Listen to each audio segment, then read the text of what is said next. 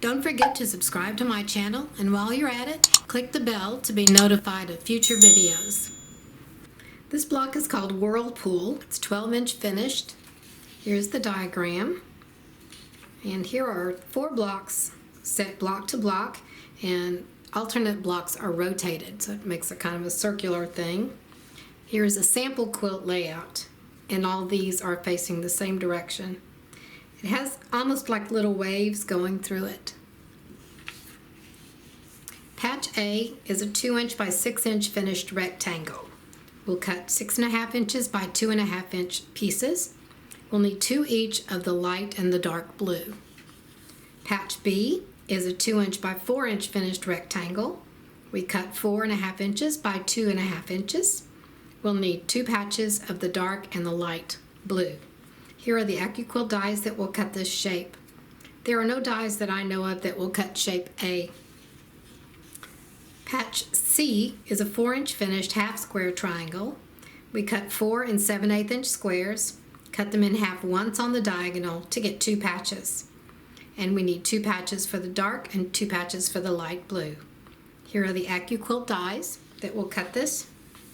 Patch D is a 4-inch finished quarter square triangle. We cut 5 1/4 inch squares. We cut 5 1/4 inch squares, cut them in half diagonally twice, and we'll get 4 patches. And that's what we need for the background fabric. Here are the AccuQuilt dies that will cut this. Patch E is a 2-inch finished square. We cut 2.5 inch squares. We need 2 each of the dark and the light blue. Here are the AccuQuilt dies for this one.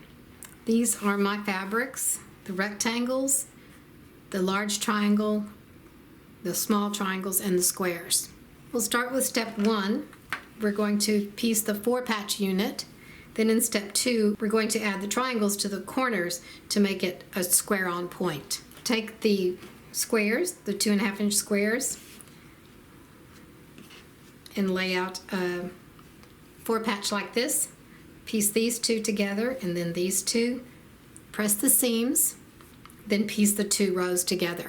For step 2, we take the 4-patch unit, stitch the D patches to all 4 sides, but we start with opposite sides first. I like to flip the triangle over with the right side up, and then place the other piece on top of it, and I'm lining up this edge. Then I'm looking at these little triangles that are sticking out to make sure that they are the same size. And I'll stitch 1/4 inch. Do the same thing to the other side, this opposite side here. Then press your seams open, and we'll do the remaining sides next. Trim these nubs off even with this edge. And do the same thing over here.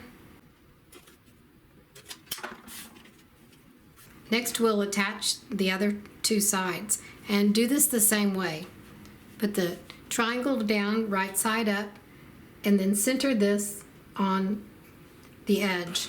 Line up the edge and center these little triangles. Do that for both sides and press the seams open. Here's our first square in a square, and we'll trim these nubs on all the sides. Next, we'll take our C patches, which are these, and we have to watch the placement of these. You'll see the C patches are 2 different fabrics. Here's the dark fabric, so we need to place a light fabric right across from it, and the same thing here. Do this the same way. Flip this over, center it.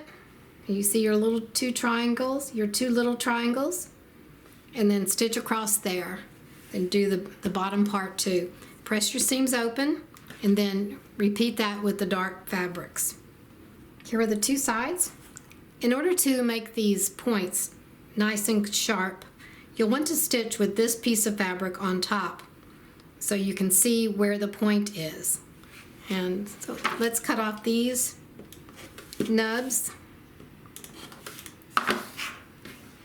Put this down, flip this over, and Center it again. And what you'll want to do is when you're stitching your 1/4 of an inch, you'll want to stitch right above this point. You don't want the point to be cut off, so stitch above the point and keep going. Here's a close-up of the stitching. I missed the point, so it comes out really nice on this side. Now we have the squares all done and we're ready to put the frames on. Take the B patches and sew them together like this. So these two and these two, press the seams open and do the same thing with the A patches. Sew them together, press the seams open. We'll take the B patches, sew them to the top and the bottom, and be sure to match your points here. Use your pin to make sure you have a pretty point here and here, and do the same thing for this. Let's see. It'll go like this. So do the top and bottom first, press the seams, and then add the sides, and press the seams and it's finished.